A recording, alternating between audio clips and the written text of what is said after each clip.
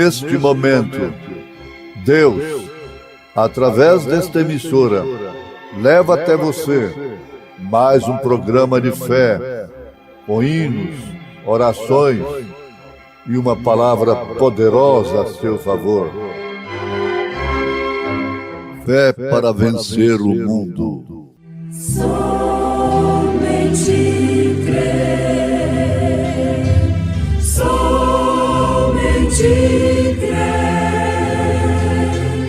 tudo é possível, somente crer, somente crer, somente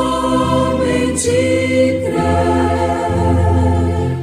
tudo é possível, somente crer.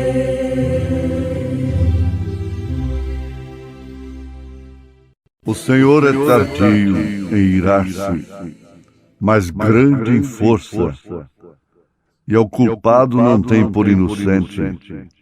O Senhor tem o seu caminho na tormenta e na tempestade, e as nuvens são o pó dos seus pés.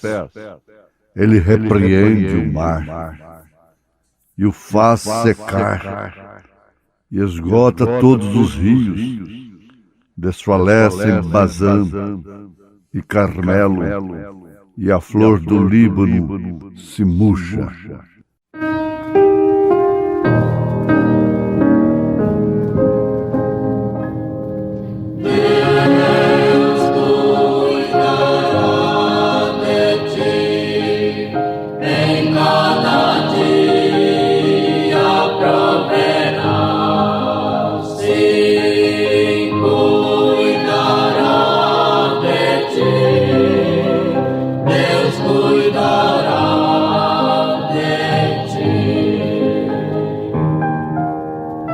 Aflito e triste coração, Deus cuidará de ti. Por ti opera sua mão, que cuidará de ti.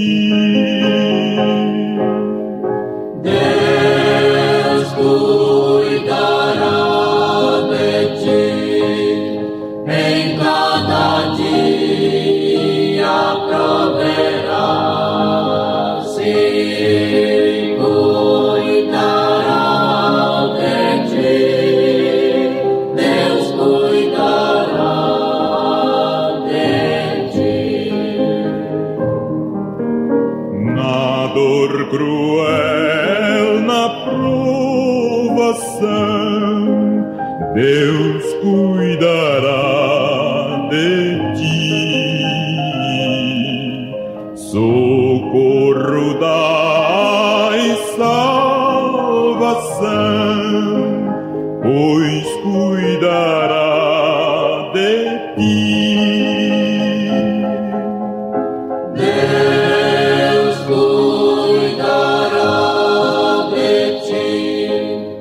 Em cada dia proverá, sim, cuidará de ti. Deus cuidará de ti.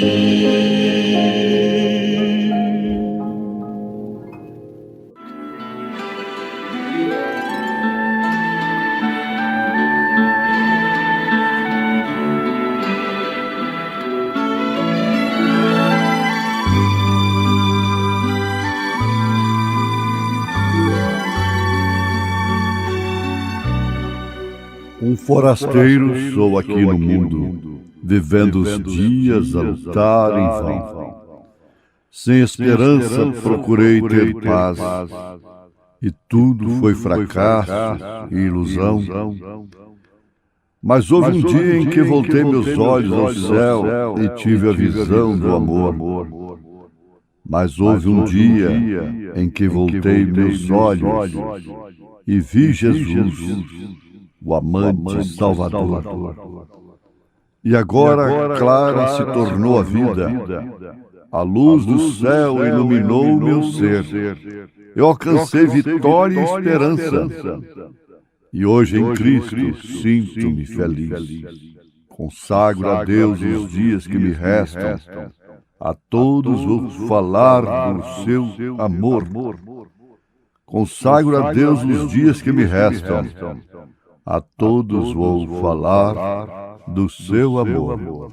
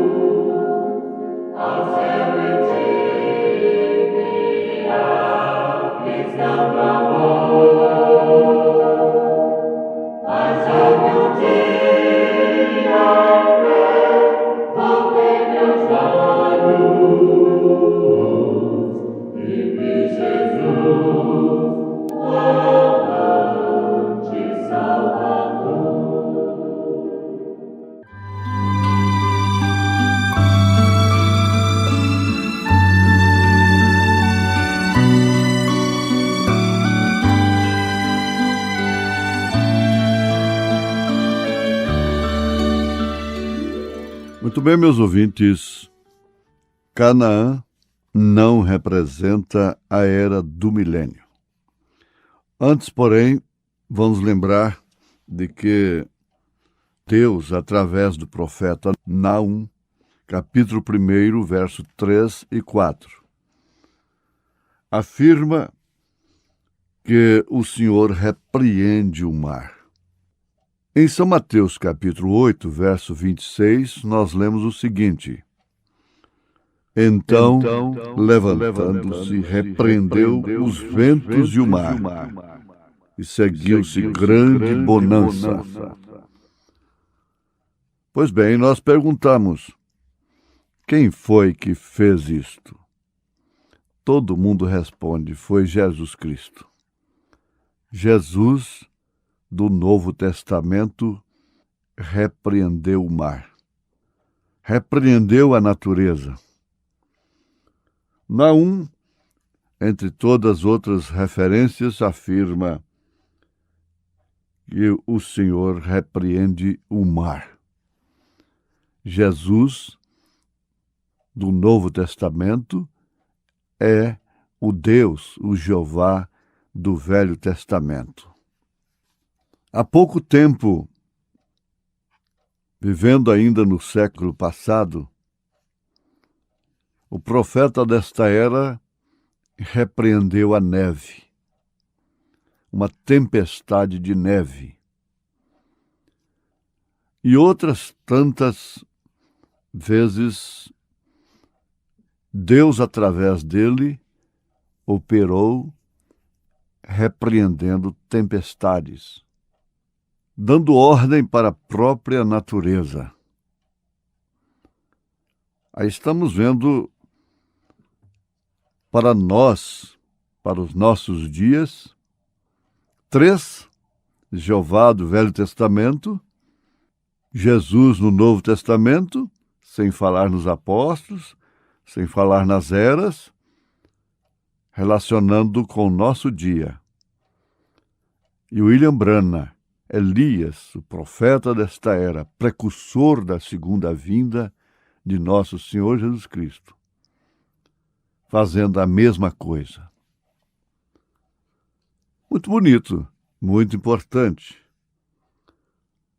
Mas nós não podemos ficar simplesmente como espectadores de testemunhos, espectadores de grandes pregadores, de dons carismáticos e assim por diante.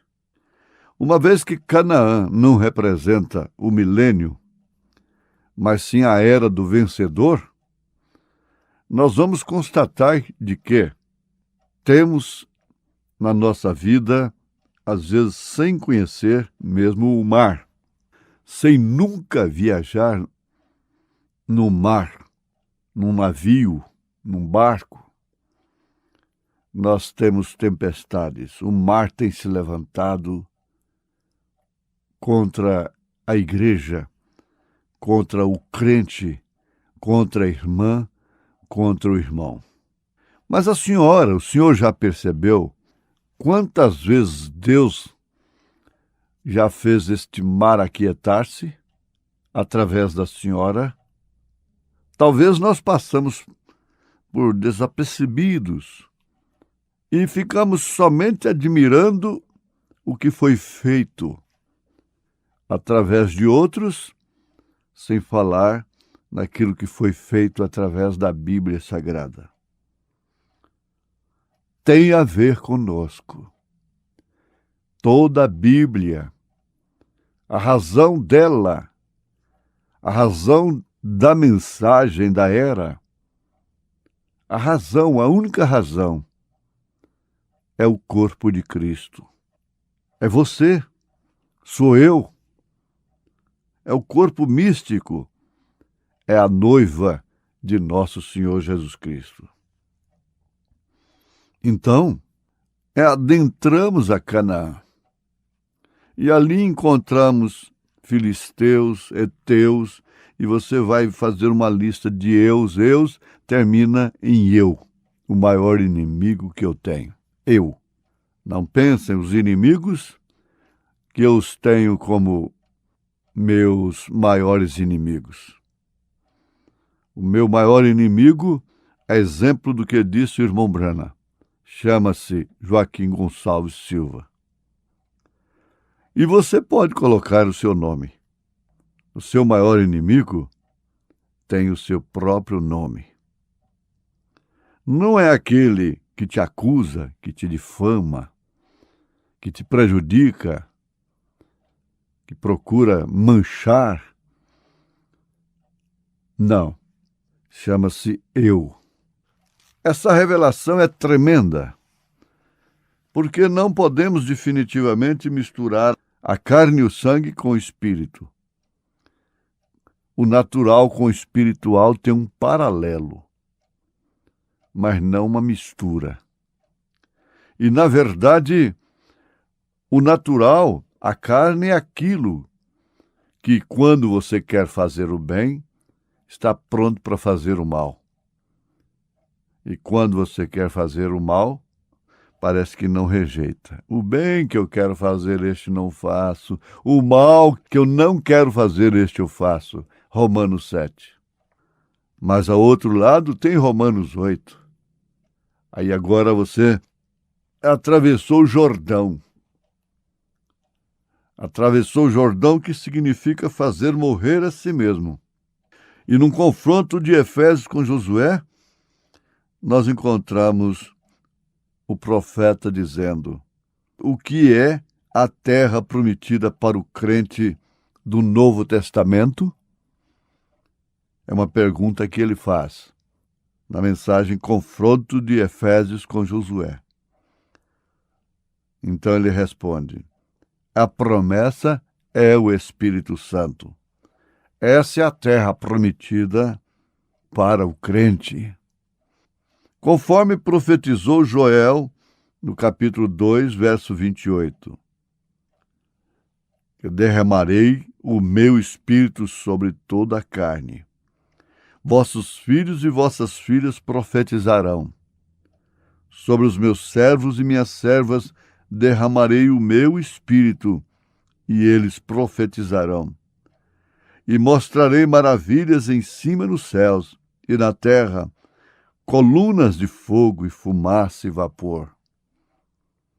E Pedro disse no dia de Pentecostes, após tomar o seu texto e pregar por apenas alguns minutos, sem subir no muro, sem pular para baixo e para cima, sem rolar no chão, ele disse: arrependei-vos e cada um de vós seja batizado no nome de Jesus Cristo para a remissão dos pecados e recebereis o dom do Espírito Santo.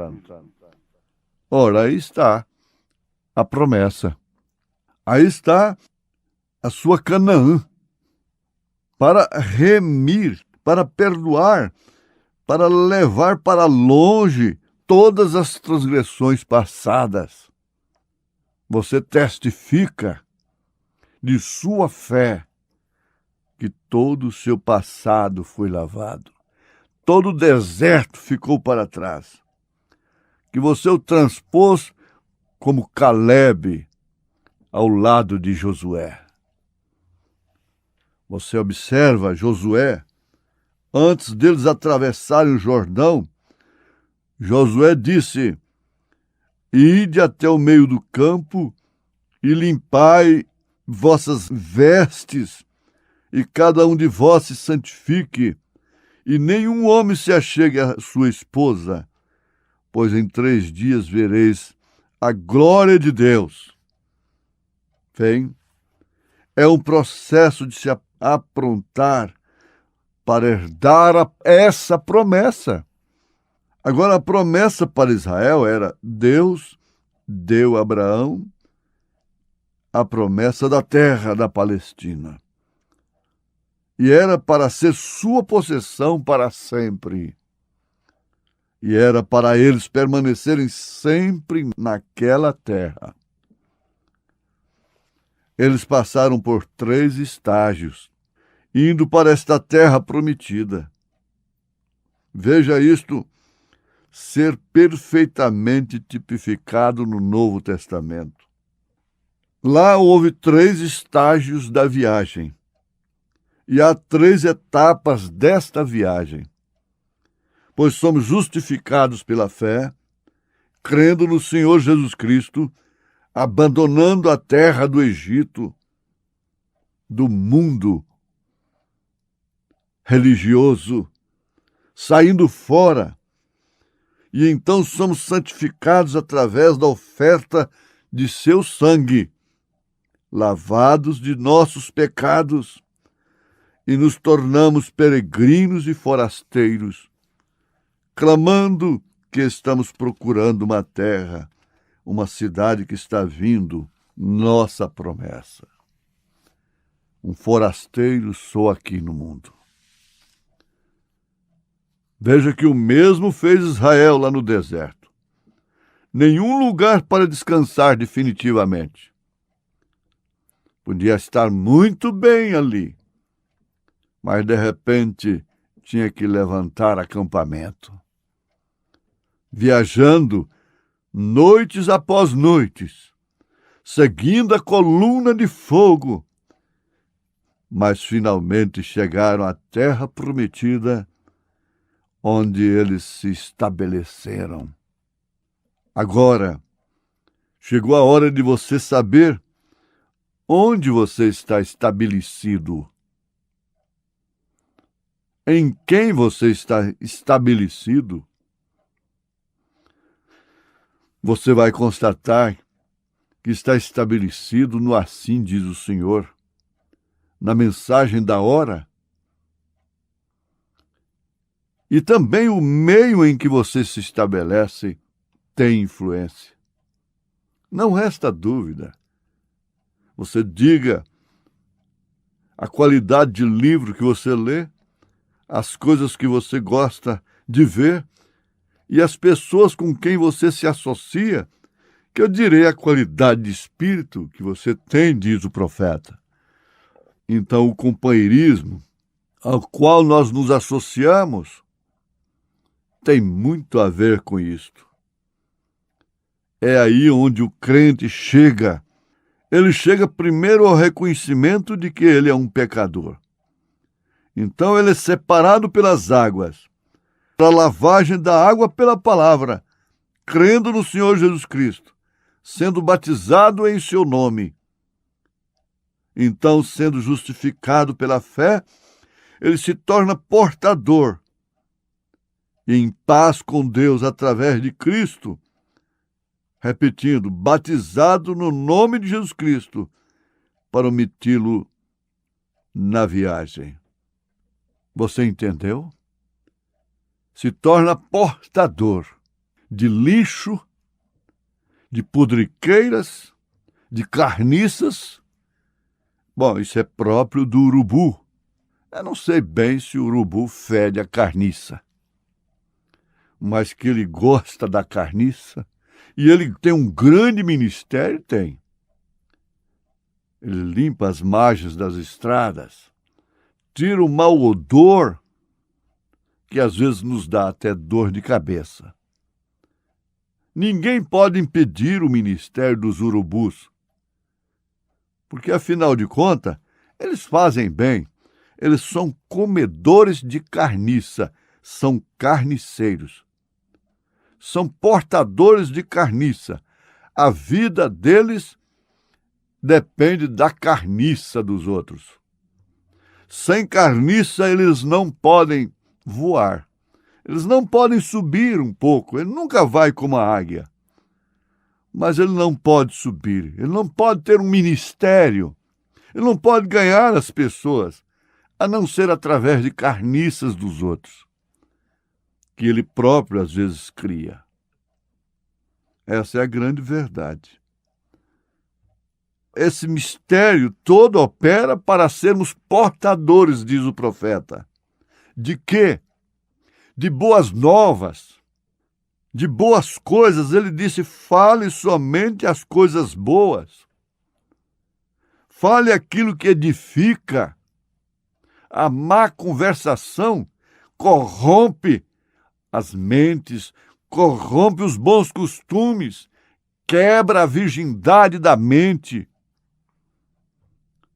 Más conversações não quer dizer somente pornografia. Não. Tem muitos pastores que são piores do que os pornográficos, porque você tamparia os ouvidos e reagiria se alguém chegasse na sua casa falando pornografia. O que dificilmente acontece, ou nunca aconteceu e jamais acontecerá.